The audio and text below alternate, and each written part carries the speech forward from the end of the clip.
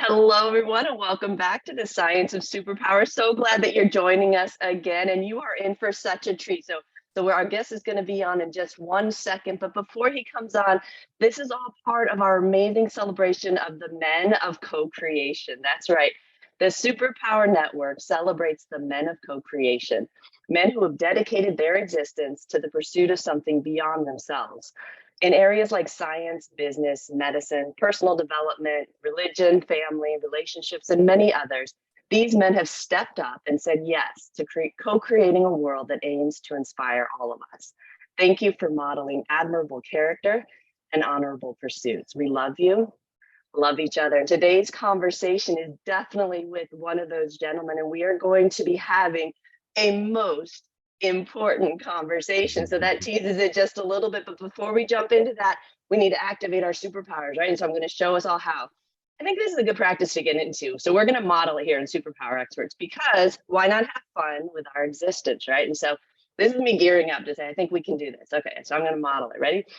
I'm Tonya Dawn Recla, and I have superpowers. Okay, your turn. I am Chad Lefevre, and I have superpowers. There you go. It was that simple. Beautiful. So that's how we do it, right? We think that, we know that. And ever since 2016, we've been asking people, what are your superpowers? And I'll tell you what, every single person that's been on these shows, thousands of people have superpowers, right? And the more that we're willing to acknowledge that and recognize it within ourselves, the more we're willing to acknowledge it and recognize it in each other. With that in mind, we're going to open up today's conversation so you can learn all about Chad and this most important conversation we're going to have today. Chad, what are your superpowers and how are you using them for good? I guess if I were to narrow it down to two, I think I have way, way more than two. But one, I think the superpower that I've really been mastering over the last 10 years, and that I think is one of the most important superpowers of the next 100 years, is emotional intelligence, or what I would call emotional sobriety. The ability in the age of AI to be able to tap into our emotions and feel again, which is something that's uniquely human. And another superpower I would say that I have that I've never quite understood, and it's difficult to put a name or a word to it or articulation, but I would just summarize it as a knowing. I have this uncanny ability to kind of know where the wind is blowing, the trajectory of things, and be able to sort of act on it. And so I don't know what that's called, but there's a knowing, an intuition, perhaps, maybe you would call it that. I love that. I love that. And those go really nicely into your kind of purpose. And of course, to encapsulate, you would be impossible. However, you do operate within an organization that compels us to talk about these things like you're talking about. Tell us more about the most important conversation, how you've brought together people to say, hey, look, I think we need to be talking about some other things, or at least maybe in some other ways, right? How did that come about? And goodness, I mean, it has a huge vision of the kind of world we can all share together. Share that with our audience, please. Yeah, well, a little bit of quick backstory is, I've been involved for almost 18 years in what we would call, the personal development or the self-help space. Going back to, those early days where I was co-producing a conference in Los Angeles and bringing some of the world's leading, thought leaders and speakers into sort of closed door conversations where we were talking about what was working and not working in the industry. And one of the things that kind of bubbled up through that series of dialogues at that time was that the industry existed for the reason that human beings fundamentally wanted to transform something about themselves and the way they live. That's why it's there. And there was this disconnect that we observed in those dialogues that many human beings, most in fact, were not reliably being able to really kind of transform those areas of their lives. And then that fast forwarded me into a series of experiences over the years dealing with behavioral scientists, neuroscientists, et cetera, et cetera, et cetera. And I was really curious to getting to sort of the source issue of what is it that makes human beings come alive. And one of the things that I concluded in all of this is that we have a society that is addicted to doing and is paying very little attention to who we are as a being. And so we get kind of stuck in this inertia, I guess, this energy of doing, this freneticism, and we kind of lose ourselves. It reminds me of what many Buddhist monks have said over the years, our objective in life is to remember who we were when we were born. Well, who was that person, prior to all the conditioning, prior to all the systems and the structures? So that was going on, and that was sort of my journey. And then I started looking about 5 years ago at the trajectory of where we were going in the world, and how there were just more and more divisions, more tribalism, less conversation, more arguing. And I thought, you know what, we really need to shift things up and prototype something new for humanity and invite people into it. And so that began the Most Important Conversations initiative, which has evolved dramatically over 5 years. Beautiful. I love how you shared that story and the beautiful thread. And it's like, I also appreciate the parallels, right? It's so many of us on these walks feel called in to step on those journeys in similar ways that you just described, coming from different angles. And so I love how we can find ourselves in that and say, yeah, we sense that too, right? And it's like, oh, enter us. This is kind of where we came into the conversation of like, yeah, we were super curious about this aspect as well. And so we developed it over here, right? And I love how these conversations are lighting up. And I believe it's because many of us made that commitment, just like you got done saying, of like, I think we need to be having different conversations, be willing to come together in different ways, right? In our world, it's managing our energetics differently so we can have the conversations, right? So all of us are sort of contributing to this picture of, but I think we kind of want it. And you said something so incredibly powerful that I think really speaks to today's age and how we're able to even invite in these dialogues. And it is that conversation around inviting and being someplace that attracts people in, that invites in, that pull marketing, right, that we moved to with the internet. We can say what we will. And one of the most amazing gifts that it's offered us, the social media concepts and the internet, is choice in a really interesting way, right? We talk a lot about the downsides of it. One of the really real huge positive benefits I've seen is it puts us back in this place of like, wait, hold on, like I can just click, right? Now, of course, with the energetics, we have to remember that we have choice to click, right? And that becomes a whole other dialogue. But it opens us up into this space where now you can say like, we can talk about things that we would never have dreamt of talking about together. But to your point, we were doing it anyway. We just weren't doing it very well, right? We were just kind of arguing about it. And so we're going to save that until right after the break here. But before we jump into the break, Chad, let's tell people where they can go to find out more about you and the Most Important Conversation, how they can get involved. Yeah, so two places. One is obviously the website, the Most Important Conversations, plural. And then also Chad Lefevre, I have a Substack that people can go and find more of my personal writings and reflections around sort of what's behind all of this. Brilliant. I love that. So make sure you go and check that out, folks. Make sure you're also getting over to superpowerexperts.com if you want to know how to stay in that space so you can have these important conversations, whatever those might be in your world, those conversations that draw us closer together rather than dividing us even further, right? That call us into communion and co-creation so we can step forward together, which again is the celebration this month as we're looking at and celebrating the men of co-creation. And we will be right back after the break talking with Chad Lefevre all about the most important conversations. We'll be right back after the break. Awesome. We're back here listening to the Science of Superpowers and watching the Science of Superpowers now on YouTube and Rumble. So thank you so much for following us over there. Again, we're celebrating the men of co-creation this month. And today, Chad Lefevre and I are having a most important conversation. And before the break, we talked about how that developed, right? And where the idea of the most important conversations came from, and really this desire for us to commune in different ways, right? What kind of a world can we create?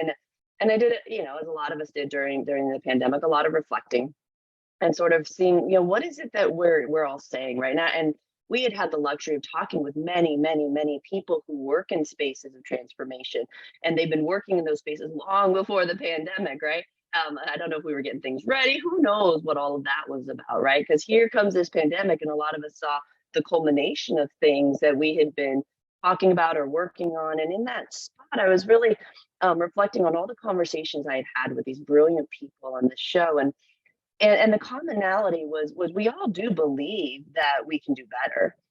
We all believe we can have this kind of world where we can coexist. We've seen enough examples of it. And so then it becomes the question of, okay, if that's really what we want, what would keep us from having that? Right. And I believe this conversation, the idea around having the conversation from an emotionally intelligent place, an emotionally aware place,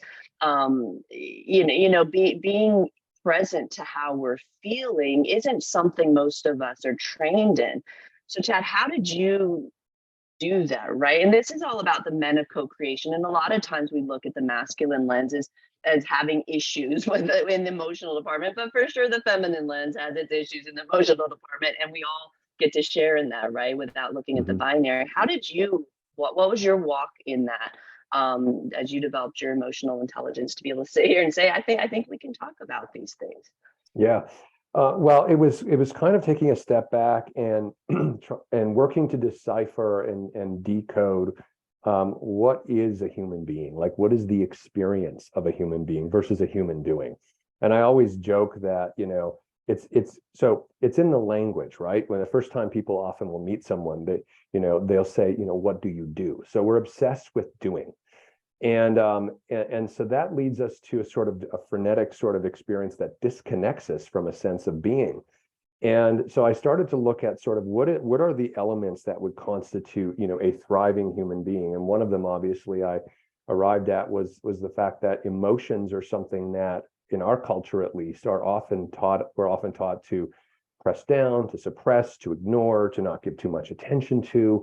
And so I started looking at that, and I realized that trauma is sort of informing a lot of the behavior that we're seeing in the world here. And a lot of that trauma exists because there are unexpressed emotions and have been unexpressed emotions in many people's lives for decades. And that they end up in this inertia and this routine of a doing existence, and they have shunned the being existence, which requires emotional awareness or intelligence, or what I call the wisdom of emotions. Now, why does that matter? And we call the most important conversations what it is. Why we call it that is because human beings, one of the ways that human beings create is in conversation, is in dialogue, is in shared experience.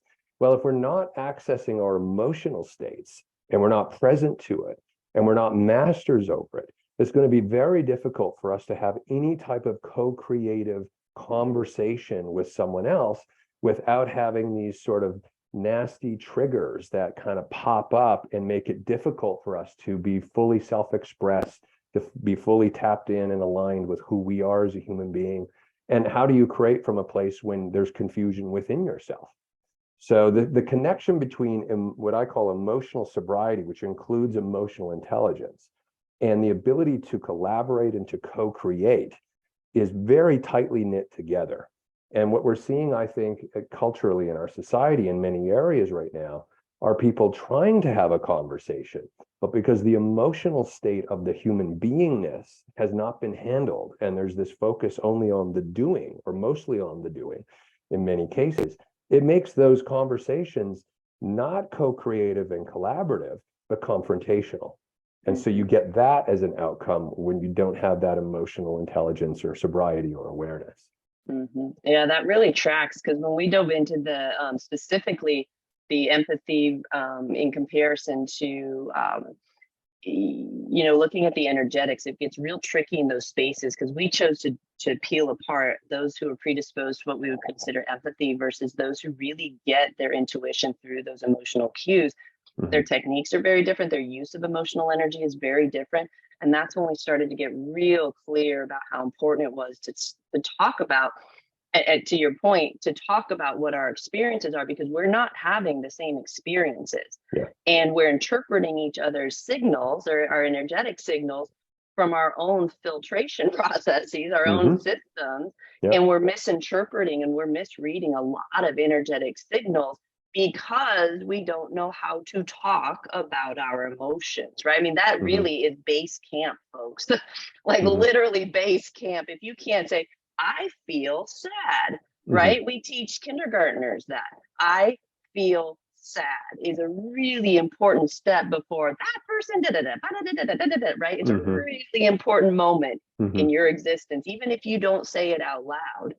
Yeah. It is a really important moment in your, and it determines everything about how you create moving forward. And I dare say it is the thing that's going to allow people to make that shift from the mindset or the worldview of I am this way because these things happened to me versus I choose to be this way so these things can happen for me. Right. And that switch, you cannot make that switch if those emotional programs run you. And if they run you, right, it's because you're unwilling. They're saying, hey, we're on overload, dude. You're not paying any attention. Yeah. Yeah. Memer, right? They're going off and you're going, what? Nope, nothing. But like, I can do this, I can do this, I can do this, I can do this. And you're like, yeah. That's going to override your system at some point, and usually at the most inopportune moment. Yeah, no, So for how do we sure. help people with that? Yeah, go ahead.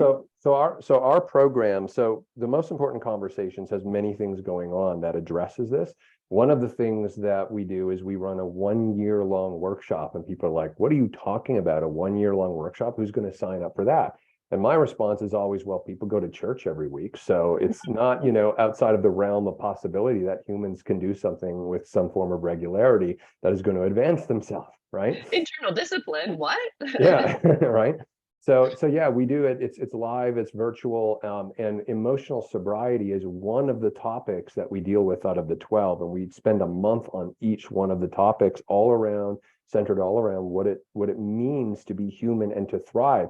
And if people say, oh, well, how does that impact my life? Well, it impacts everything, because it's like the old saying, wherever you go, there you are. So if you're tending to your being, then you're also tending to your business, to your relationships, to your leisure activities. Yeah, I mean, you're tending to all of it, right? And so we see it as the most important conversation, which is, who are we and why are we here and why do we do what we do? And so, coming back to the conversation around emotions and emotional sobriety, which includes emotional intelligence. It includes the ability to not chase an emotional state. Whether you call that state happiness or sadness is irrelevant. We don't even label emotions as good or bad. They just are. And they're all so, programs, right? Yeah, they're going. So the ability to feel and to kind of glean the awareness from what's going on in the moment, really what it's telling us is whether we are in alignment with our true authentic self or not. And so we're interested in alignment. And creating alignment in people. What we have found is it creates all these other things like happiness, contentment, peace, creativity explodes when we're in alignment. Everything starts to seem effortless and we drop into these flow states. And so that's what we're interested in creating a community around, because we think by doing that, we can have a profound and positive impact on the trajectory of where we're going as human beings. And I'll say one last thing. In the age of AI, I think that is more critical than ever, because if the AI is going to take a lot of sort of the left brain, lower level thinking and doing that for us, the doing part of that thinking, the question I ask is, well, who are the human beings instructing the AI to do whatever it's doing, and what emotional states are they coming from? Are they coming from a habituated, unconscious, reactive state? Or are they coming from an emotionally sober, present state, complete with self-awareness? So I think it's more important than ever. Yeah. And we no need to wait for the whole AI scare, folks, because let me just drop this spoiler in. That's exactly how we program ourselves. Yeah. You have a creature, you have a little Frankenstein AI robot, whatever you're crafting in there of yourself, you're programming it. Right. And so for us creatives, I'm just going to kind of shoot us off into the galaxy for half a heartbeat. If you want to know truly how to ride the waves during those quickenings, how to stay on top of things, how to connect into the field as those manipulations, those machinations are coming towards you, this is how you do it. If your avatar, if you haven't learned how to program your avatar to withstand those emotional waves as they come through, you can't take your eyes off of it, which means you're not available to be looking ahead at what comes next. You can't be in multiple places unless you're the one that programmed the aspect of you that's running you well, you're off in la la land, right? If you're out creating and you want to ride these consciousness waves and all of the stuff that we love to do to change the world, we have to be able to distill that down into who we're being in every moment, because that is exactly how we create. Our thoughts aren't enough. Who Mhm. we're being in the moment says everything about how we know ourselves to create. Mhm. So this is not simply for those of you who just want to get a handle on your emotions. This is for those of you who think you want to change the world, but you can't quite figure out why it's not changing around you, right? Because these have to get addressed, right? And fun story, if that's too pie in the sky, if that's too woo-woo for you, too out there, if the personal development stuff just isn't your cake, I'll tell you, we taught this stuff to counterintelligence agents. When they came to us to write a class on lie detection and critical thinking, and we were like, no, but we'll teach congruency because it Mhm. works 100% of the time. You align yourself, you know yourself, you program yourself, you operate yourself, you manage yourself, you know your own dominion and sovereignty, you know everything else, all Yeah. that's pertinent for you. That is the alert. All this time we want to spend everywhere else but inside of ourselves is a waste of effort until we know this. So if that doesn't bode well for that program, Chad, I think a year is too short, honestly. Oh, yeah. So these are decades in the making, folks. These do not change overnight. And if you're Yeah. serious about knowing how to create that vision you're holding, how to have the relationships that you want, then you're going to have to invest some time in deconstructing those programs and learning how to create new ones, which means spending time with people who choose to do that on the regular. Yeah. Oh, that's not sexy or fun, right? No, it's very sexy and fun. And we're having tons of fun over here at Superpower Experts, just like I'm sure they are over the most important conversations. We're so incredibly happy to know that you're out there doing your work, and so honored, Chad, Mm. for you stepping into this space, standing up and saying, hey, we're going to do differently, folks. We can't keep doing things the way that we've been doing if we want more for us, and we want more for us. And Yeah. so, Chad, from our hearts to you, thank you for being a man of co-creation and being willing to say, hey, I believe in us. I Mhm. believe in us and we can do this better. So thank you. Final thoughts before we sign off, Chad. Yeah, I guess just a few final thoughts is just to echo what you were just saying, Tonya, which is that, I would say to people, and I often do, you didn't get to where you are right now and what you're experiencing in life in 3 days or 5 days or 7 days. So why would people think that by just going to a 3 day conference or a workshop or buying a book or something is going to really transform anything?